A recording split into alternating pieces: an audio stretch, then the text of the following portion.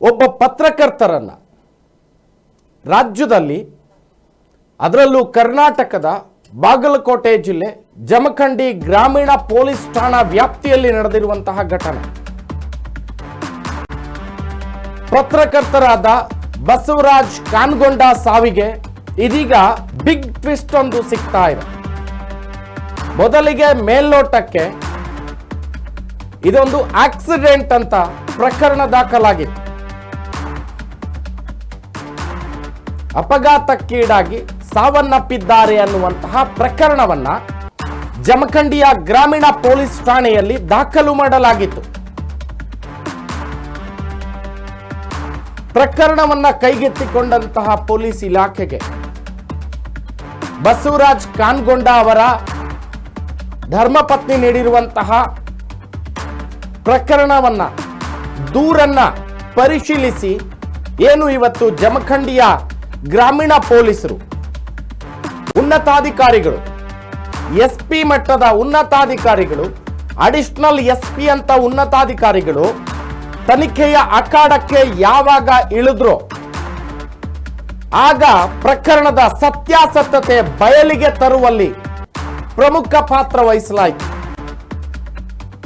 Accident case ಅಂತ ಅಪಘಾತದ ಪ್ರಕರಣ ಇದೊಂದು ಅಂತ ಹೇಳಿ ಮುಚ್ಚಿ ಹಾಕುವಂತಹ ಪ್ರಯತ್ನ ಆಗ್ಬಿಡ್ತಾ ಇತ್ತೋ ಏನೋ ಬಹುಶಃ. ಯಾವಾಗ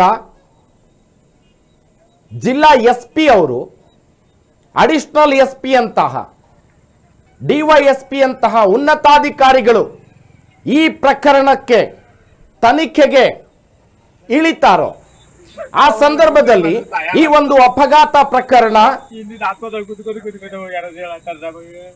ಉದ್ದೇಶಪೂರ್ವಕವಾದ ಪೂರ್ವ ನಿಯೋಜಿತ ಕೊಲೆಯ ಕೇಸ್ ಆಗಿ ಕನ್ವರ್ಟ್ ಆಗಿದೆ. ಉದ್ದೇಶಪೂರ್ವಕವಾಗಿ ಒಬ್ಬ ಪತ್ರಕರ್ತನನ್ನ ಟಾರ್ಗೆಟ್ ಮಾಡಿದ ಮಾಫಿಯಾದ ಕೊಲೆಯಾಗಿ ಪ್ರಕರಣ ಇವತ್ತು ದಾಖಲಾಗಿದೆ. ಜಮಖಂಡಿ ಗ್ರಾಮೀಣ ಪೊಲೀಸ್ ಠಾಣೆಯ ವ್ಯಾಪ್ತಿಯಲ್ಲಿ ನಾವು ದೃಶ್ಯದಲ್ಲಿ ನೋಡ್ತಾ ಇದ್ದೀವಿ. ಬಸವರಾಜ್ ಕಾನ್ಗೊಂಡ 40 ವರ್ಷದ ಪತ್ರಕರ್ತರು ಇವರು.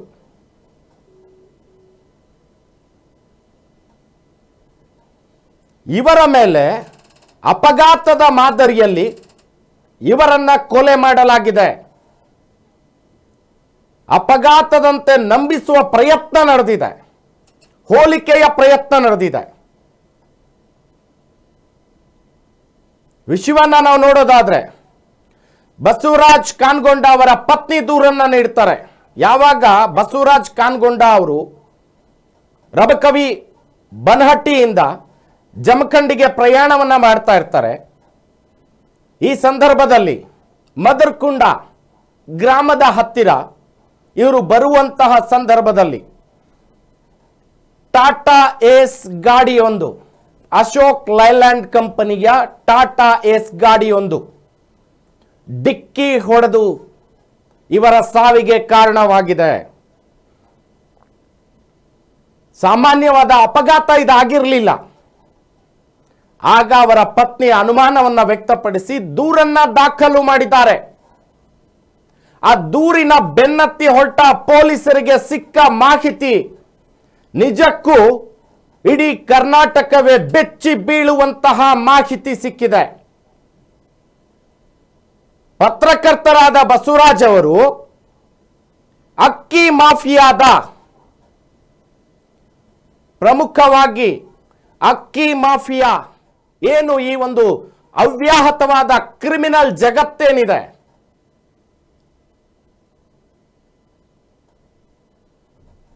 ದೊಡ್ಡ ಮಟ್ಟದಲ್ಲಿ ದೊಡ್ಡ ವ್ಯಾಪ್ತಿಯನ್ನ ಚಾಚಿಕೊಂಡಿರುವಂತಹ ಅಕ್ಕಿ ಮಾಫಿಯಾದ ವ್ಯಕ್ತಿಗಳಿಂದ ಕೊಲೆ ಹಾಕ್ತಾರೆ ಬಸವರಾಜ್ ಕಾನ್ಗೊಂಡ ಅವರು. ಈ ಪ್ರಕರಣವನ್ನ ಭೇದಿಸಿರುವಂತಹ ಪೊಲೀಸರು ಪ್ರಾಥಮಿಕವಾಗಿ ಇವತ್ತು ಎಸ್ಪಿ ಅವರು ಪತ್ರಿಕಾಗೋಷ್ಠಿಯನ್ನ ನಡೆಸಿದ್ದಾರೆ. ಪತ್ರಿಕಾಗೋಷ್ಠಿಯನ್ನ ನಡೆಸಿ ಹಲವು ಪ್ರಮುಖ ಮಾಹಿತಿಗಳನ್ನು ತನಿಖೆಯ ಪ್ರಾಥಮಿಕ ತನಿಖೆ ಯಾವ ರೀತಿ ಪ್ರಾರಂಭ ಆಯಿತು, ಯಾವೆಲ್ಲ ಆಂಗಲ್ ಅಲ್ಲಿ ಯಾವೆಲ್ಲ ವ್ಯಕ್ತಿಗಳನ್ನ ತನಿಖೆ ಮಾಡಲಾಗಿದೆ, ಪ್ರಕರಣವನ್ನ ಯಾವ ರೀತಿ ಭೇದಿಸಲಿಕ್ಕೆ ಹೊರಟರು, ಈ ಪ್ರಕರಣದಲ್ಲಿ ಆರೋಪಿತರು ಯಾರೆಲ್ಲ ಇದ್ದಾರೆ, ಈ ಪ್ರಕರಣದ ಹಿಂದಿರುವಂತಹ ಕಥೆ ಏನು, ಯಾತಕ್ಕಾಗಿ ಈ ಒಂದು ಕೊಲೆ ಮಾಡಲಿಕ್ಕೆ ಸಂಚನ್ನ ರೂಪಿಸಿದ್ರು ಅಂತ ಅಗೆದಷ್ಟು ಬಗೆದಷ್ಟು ಮಾಹಿತಿಗಳು ಬರ್ತಾ ಇದೆ. ಇದರಲ್ಲಿ SP ಅವರು ಬಹಳ ನೇರವಾಗಿ ಹೇಳಿದ್ರು ಇವತ್ತು ಪ್ರೆಸ್ ಮೀಟ್ ಅಲ್ಲಿ. ತನಿಖೆಯನ್ನ ಕೈಗೊಂಡಂತಹ ಸಂದರ್ಭದಲ್ಲಿ ನಾವು ಅವರಿಗೆ ಸಿಕ್ಕ ಕೆಲವು ಸಾಕ್ಷಿಗಳು, ಮಾಹಿತಿಗಳು, ಆ ಗಾಡಿ ಮೇಲೆ ಇರುವಂತಹ ಟಾಟಾ ಏಸ್ ಮೇಲೆ ಇರುವಂತಹ ಒಂದು ಹೆಸರು, ಆ ಒಂದು ವೆಹಿಕಲ್ ಮೇಲೆ ಹಾಕಿರುವಂತಹ ಒಂದು ಬ್ರ್ಯಾಂಡ್ ಸ್ಟಿಕ್ಕರು, ಅದರ ಮೇಲೆ ಆ ಒಂದು ಅಲ್ಲಿರುವಂತಹ ಸ್ಥಳೀಯರ ಹೇಳಿಕೆಗಳನ್ನು ದಾಖಲಿಸಿಕೊಂಡು ನಾವು ತನಿಖೆಯನ್ನು ಮಾಡಲಾಗಿ ನಮಗೆ ಗೊತ್ತಾಯಿತು. ಹಾಗೆ ಬಸವರಾಜ್ ಅವರ ಜೊತೆ ಬಸವರಾಜ್ ಅವರು ಈ ಹಿಂದೆ ಈ ಮಾಫಿಯಾದ ವಿರುದ್ಧ ಧ್ವನಿ ಎತ್ತಲಿಕ್ಕೆ ಪ್ರಕರಣಗಳನ್ನು ದಾಖಲು ಮಾಡಿರ್ತಾರೆ. ಪ್ರಮುಖವಾಗಿ ಇವತ್ತು ಈ ವ್ಯಕ್ತಿಗಳು ಹೇಳ್ತಾ ಇದ್ದಾರೆ, ಬಸವರಾಜ್ ಅವರು ನಮ್ಮ ಹತ್ತಿರ ಬಂದಿದ್ರು, ಮಾತಾಡಿದ್ರು. ಆದ್ರೆ ಅದೇ ಬಸವರಾಜ್ ಅವರು ಈ ಹಿಂದೆ ಅದೇ ವ್ಯಕ್ತಿಗಳ ಮೇಲೆ ಪ್ರಕರಣವನ್ನ ದಾಖಲು ಮಾಡಿರ್ತಾರೆ. ಪ್ರಕರಣ ದಾಖಲಾಗಿದೆ. ಈ ಎಲ್ಲ ಆಯಾಮಗಳಲ್ಲಿ ಪೊಲೀಸರು ತನಿಖೆಯನ್ನ ಕೈಗೊಳ್ಳಲಾಗಿ ಪೊಲೀಸ್ ಇಲಾಖೆಯ ಅವಿರತ ಶ್ರಮ, ಕಾರ್ಯಪ್ರಜ್ಞೆ, ಸಮಯ ಪ್ರಜ್ಞೆಯ ಜೊತೆಗೆ ಇವತ್ತು ಈ ಒಂದು ಪ್ರಕರಣವನ್ನ ಭೇದಿಸಲಿಕ್ಕೆ ಹೊರಟಿದ್ದಾರೆ. ಪ್ರಮುಖ ಸಾಕ್ಷಿಗಳನ್ನ ಕಲೆ ಹಾಕಿದ್ದಾರೆ. ಹಲವು ಮಜಲುಗಳಲ್ಲಿ ತನಿಖೆಯನ್ನ ಕೈಗೊಂಡಿದ್ದಾರೆ. ಈ ಒಂದು ತನಿಖೆಯನ್ನ ಕೈಗೊಂಡಿದ್ದಾರೆ.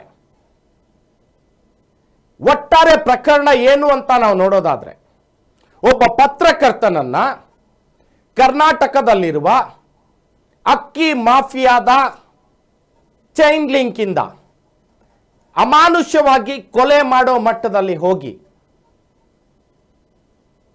ಒಬ್ಬ ಪತ್ರಕರ್ತನನ್ನ ಬಲಿ ಪಡೆದುಕೊಂಡಿದೆ ಇವತ್ತು ಈ ಮಾಫಿಯಾ. ತಮ್ಮ ಕ್ರಿಮಿನಲ್ ಚಟುವಟಿಕೆಗಳಿಗೆ ಎಲ್ಲಿ ಅಡ್ಡವಾಗಿ ಮುಳ್ಳಾಗಿ ಪರಿಣಮಿಸ್ತದೋ ಮಾಧ್ಯಮ, ಎಲ್ಲಿ ಒಬ್ಬ ಪತ್ರಕರ್ತ ಮುಳ್ಳಾಗಿ ನಿಲ್ತಾರೋ, ಎಲ್ಲಿ ನಾವು ಮಾಡ್ತಾ ಇರುವ ಅನಾಚಾರ ಅಕ್ರಮಗಳು ಬಯಲಿಗೆ ಬರುತ್ತೋ ಅಂತ ಒಬ್ಬ ಪತ್ರಕರ್ತನನ್ನ ಅಮಾನುಷವಾಗಿ ಇವತ್ತು ಕೊಲೆ ಮಾಡಲಾಗಿದೆ. ಆ ಪತ್ರಕರ್ತನ ಇಡೀ ಕುಟುಂಬ ಇವತ್ತು ಕಣ್ಣೀರಿನಲ್ಲಿ ಕೈ ತೊಳಿತಾ ಇದೆ.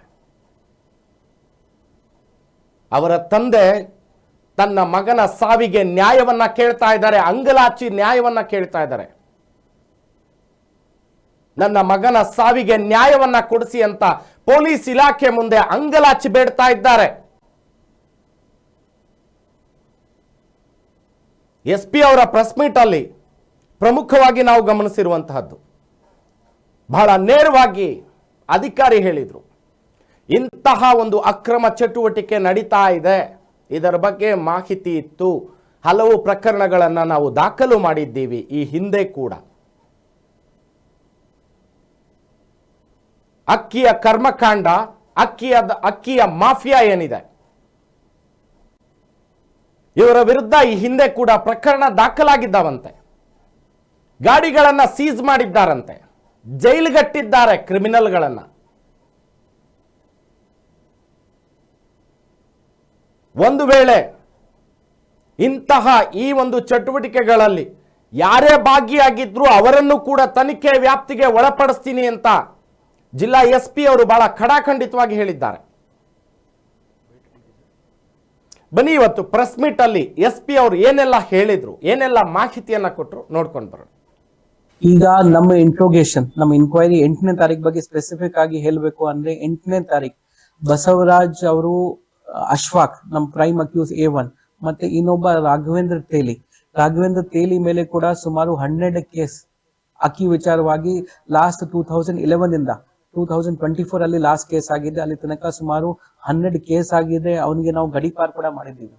ಅವ್ರು ರಾಘವೇಂದ್ರ ತೇಲಿ ಅವನ ಮೀಡಿಯೇಷನ್ ನಲ್ಲಿ ಬಸವರಾಜ್ ಮತ್ತೆ ಅಶ್ವಾಕ್ ಮತ್ತೆ ಇವರು ರಾಘವೇಂದ್ರ 3 ಜನ ಅಲ್ಲಿ ಭಾಗೀರಥಿ ಸರ್ಕಲ್ ಲಪ್ಪವಿ ಹತ್ತಿರ ಸುಮಾರು ಬೆಳಿಗ್ಗೆ 8ನೇ ತಾರೀಕಿಗೆ 11ರಿಂದ 11:15 ಮಧ್ಯದಲ್ಲಿ ಇವರು 3 ಜನ ಭೇಟಿ ಮಾಡಿದ್ರು. ಇರೋ ಮಾಹಿತಿ ಪ್ರಕಾರ ರಾಘವೇಂದ್ರಕ್ಕೆ ಕೂಡ ನಾವು ಸಿಕ್ಯೂರ್ ಮಾಡಿದೀವಿ. ಅವ್ರ ಕಡೆಯಿಂದ ಇನ್ಕ್ವೈರಿ ಮಾಡುವಾಗ ಅವರು ಏನಾದ್ರು ಮೀಡಿಯೇಷನ್ಗೆ ಪ್ಲಾನ್ ಮಾಡಿದ್ರು ಇವರು 3 ಜನ ಮಧ್ಯದಲ್ಲಿ. ಆ ಮೀಡಿಯೇಷನ್ ಅಲ್ಲಿ ಒಂದ್ ಕಡೆ ಕೂತ್ಕೊಂಡು ಟೀ ಕುಡಿದ್ಬಿಟ್ಟು ಏನಾದ್ರು ಮಾತುಕತೆ ಮಾಡಿದ್ರು. ಅದ್ರ ಬಗ್ಗೆ ನಾವು ಇನ್ನೂ ಹೆಚ್ಚಿನ ತನಿಖೆ ಮಾಡ್ತಾ ಇದ್ದೀವಿ. ಆ ಟೀ ಕುಡಿದ ನಂತರ ಅಶ್ವಾಕ್ ಮತ್ತೆ ವಾಪಸ್ ಈ ಕಡೆ ಬಂದ, ಜಮಖಂಡಿ ಕಡೆ, ಮದರ್ಕಂಡಿ ಕಡೆ ಅವ್ರು ಎಲ್ಲಿ ವೇಟ್ ಮಾಡ್ತಾ ಇದ್ದ, ಆ ಕಡೆ ವಾಪಸ್ ಬಂದ. ಇವ್ರು ಬಸವರಾಜ್ ಮತ್ತೆ ರಾಘವೇಂದ್ರ ತೇಲಿ ಅವರು ಇನ್ನೊಂದು ಕಡೆ ಹೋಗಿ ಜಾಕ್ವೆಲ್ ಅಂತ ಒಂದ್ ಕಡೆ ಹೋಗಿ 2 ಕಿಲೋಮೀಟರ್ ದೂರ ಹೋಗಿ ಊಟ ಮಾಡ್ತಾರೆ. ಈ ನಡುವೆ ಅಶ್ಫಾಕ್ದು ಇಬ್ರು ಅಸೋಸಿಯೇಟ್ಸ್ ನಂದು ಪವಾಡೆ ಮತ್ತೆ ಮಹೇಶ್ ಪವಾಡೆ, ಇವ್ರು ಇಬ್ರಿಗೆ ನೀವು ಬಸವರಾಜ್ ಮೇಲೆ ನಿಗಾ ಇಟ್ಕೊಳ್ಳಿ, ಅವರು ಯಾವ ರೀತಿ ಹೆಂಗೆ ಬರ್ತಾರೆ ನನಗೆ ಲೈವ್ ಲೊಕೇಶನ್ ತರ ಲೈವ್ ನೀಟ್ ಆಗಿ ಮಿನಿಟ್ ಬೈ ಮಿನಿಟ್ ಮಾಹಿತಿ ಕೊಡಿ ಅಂತ ಹೇಳ್ಬಿಟ್ಟು ಅವರು ಜಮಖಂಡಿ ಕಡೆ ಹೋದ. ಇವ್ರು ಇಬ್ರು ನಂದು ಪವಾಡೆ ಮತ್ತೆ ಮಹೇಶ್ ಪವಾಡೆ ಇವರಿಬ್ರು ಅಲ್ಲಿ ಹತ್ತಿರ ವಾಚ್ ಮಾಡ್ತಾ ಇದ್ರು. ಬಸವರಾಜ್ ಅವರು ಇವರು ರಾಘವೇಂದ್ರ ಪ್ಲಸ್ ಅವ್ರ ಬ್ರದರ್ ವಿನಾಯಕ್ ತೇಲಿ ಜೊತೆ ಊಟ ಮಾಡ್ಕೊಂಡು ಈ ಕಡೆ ಅವರು ಜಮಖಂಡಿ ಕಡೆ ಅವ್ರ ಸ್ಕೂಟಿ ಮೇಲೆ ಸ್ಟಾರ್ಟ್ ಆದ್ರು. ಹಿಂದೆಗಡೆ ನಂದು ಮತ್ತೆ ಇವರು ಮಹೇಶ್ ಇಬ್ರು ಕೂಡ ಅವರಿಗೆ ಫಾಲೋ ಮಾಡ್ತಾ ಇದ್ರು. ಅವರು ನಿರಂತರವಾಗಿ ಅಶ್ವಾಕ್ಕೆ ಅವ್ರದ್ದು ಲೊಕೇಶನ್ ಎಲ್ಲಿದೆ, ಎಲ್ಲಿ ತನಕ ರೀಚ್ ಆಗಿದ್ದಾರೆ ಅಂತ ಹೇಳ್ತಾ ಇದ್ರು. ಮದರ್ಕಂಡಿ ಹತ್ತಿರ ಬಂದಾಗ ನಮ್ಗೆ ಈಗ ಪ್ರೆಸೆಂಟ್ ಇರೋ ಮಾಹಿತಿ ಪ್ರಕಾರ ಅಲ್ಲಿ CCTV ಕ್ಯಾಮೆರಾ ಏನೂ ಇಲ್ಲ, ಇನ್ನೂ ವೆರಿಫೈ ಮಾಡ್ತಾ ಇದೀವಿ. ಮದರ್ಕಂಡಿ ಹತ್ತಿರ ಬಂದಾಗ ಇವರು ನಂದು ಮತ್ತೆ ಮಹೇಶ್ ಒಂದು ಬೈಕ್ ಅಲ್ಲಿ ಇದ್ರು, ಬಸವರಾಜ್ ಮುಂದೆ ಇನ್ನೊಂದು ಬೈಕ್ ಅಲ್ಲಿ ಹೋಗ್ತಾ ಇದ್ರು. ನಂದು ಮತ್ತೆ ಮಹೇಶ್ ಅವರಿಗೆ ಓವರ್ಟೇಕ್ ಮಾಡ್ತಾರೆ. ಓವರ್ಟೇಕ್ ಮಾಡಿ ಸ್ವಲ್ಪ ಸುಮಾರು 100-800 ಮೀಟರ್ ಮುಂದೆ ಹೋಗಿ ನಂದು ಅಶ್ವಾಕ್ ಅವ್ರದ್ದು ಗಾಡಿಯಲ್ಲಿ ಕುತ್ಕೊಂತಾರೆ. ಅಶ್ವಾಕ್ ಅಲ್ಲಿ ಮಿನಿ ಗೂಡ್ಸ್ ವೆಹಿಕಲ್, ಯಾವ ವೆಹಿಕಲ್ ಇಂದ ಆಕ್ಸಿಡೆಂಟ್ ಆಗಿದೆ, ಸಪೋಸೆಡ್ ಆಕ್ಸಿಡೆಂಟ್ ಆಗಿದೆ, ಆ ವೆಹಿಕಲ್ ಅಲ್ಲಿ ವೇಟ್ ಮಾಡ್ತಾ ಇದ್ದ. ಮಹೇಶ್ ಮತ್ತೆ ರಿವರ್ಸ್ ತಗೊಂಡು ಮತ್ತೆ ಹಿಂದೆ ಹೋಗಿ ಬಸವರಾಜ್ ಹಿಂದೆಯಿಂದ ಬರಕ್ಕೆ ಸ್ಟಾರ್ಟ್ ಮಾಡಿದ. ಬಂದಾಗ ಅವರು ಅಶ್ವಾಕ್ಗೆ ಲೈವ್ ಲೊಕೇಶನ್ ಹೇಳ್ತಾ ಇದ್ರು. ಹೇಳುವಾಗ ಹತ್ತಿರ ಬಂದಾಗ ಮದರ್ಕೊಂಡಿ ಆಕ್ಸಿಡೆಂಟ್ ಪಾಯಿಂಟ್ ಅಲ್ಲಿ ಇವರು ಕೂಡ ಒಂದ್ ಸೈಡ್ ಇಂದ ಬರ್ತಾ ಇದ್ರು. ಇಂಟೆನ್ಷನ್ ಆಗಿ ಅವರು ರಾಂಗ್ ಸೈಡ್ ಅಲ್ಲಿ ಬಂದು ಬಸವರಾಜ್ ಅವರಿಗೆ ಫ್ರಂಟ್ ಹೆಡ್ ಆನ್ ಕಾಲಿಷನ್ ಮಾಡಿ ಈ ತರ ಡಿಕ್ಕಿ ಮಾಡಿ, so that it appears as an accident. ಯಾರು ಡೌಟ್ ಮಾಡಿಲ್ಲ, ಇನ್ಕ್ವೈರಿ ಆಗಿಲ್ಲ ಅಂದ್ರೆ it appears as a normal accident. ಆ ತರ ಆಕ್ಸಿಡೆಂಟ್ ಮಾಡಿಬಿಟ್ಟು ಅವರು ಅಲ್ಲಿಂದ ತಪ್ಪಿಸ್ಕೊಂಡು ಈ 3 ಜನ ಬೇರೆ ಕಡೆ ಹೋದ್ರು. ಮಹೇಶ್ ಆ ಬೈಕ್ ಮೇಲೆ, ನಂದು ಮತ್ತೆ ಬಸವರಾಜ್ ಅವ್ರದ್ದು ಮಿನಿ ಗುಡ್ಸ್ ವೆಹಿಕಲ್ ಮೇಲೆ ಇವರು ಅಲ್ಲಿಂದ ತಪ್ಪಿಸ್ಕೊಂಡು ಹೋದ್ರು. ಇವರು ಇಬ್ರು ಯೂಸುಫ್ ಅಂತ ಅಶ್ಫಾಕ್ ಅವ್ರದ್ದು ಬ್ರದರ್ ಇದ್ದಾರೆ. ಅವ್ರ ಮನೆಗೆ ಹೋಗಿ ಅವ್ರದ್ದು ಪ್ಲಾನ್ ಇತ್ತು, ವೆಹಿಕಲ್ ಬೇರೆ ಕಡೆ ಹೈಡ್ ಮಾಡ್ತೀವಿ, ಪೊಲೀಸ್ಗೆ ಏನು ಗೊತ್ತಾಗಿಲ್ಲ, ಟ್ರೇಸ್ ಆಗಿಲ್ಲ ಅಂದ್ರೆ 2-3 ಡೇಸ್ ನಂತರ ಬೇರೆ ಕಡೆ ಆಕ್ಸಿಡೆಂಟ್ ಆಗಿದೆ ಅಂತ ನಾವು ರಿಪೋರ್ಟ್ ಮಾಡಿ ನಾವು ಸೇಫ್ ಆಗಬಹುದು ಅಂತ ಏನಾದ್ರು ಪ್ಲಾನಿಂಗ್ ಇತ್ತು. ಈಗ ನಮ್ಮ ಇಂಟ್ರೋಗೇಷನ್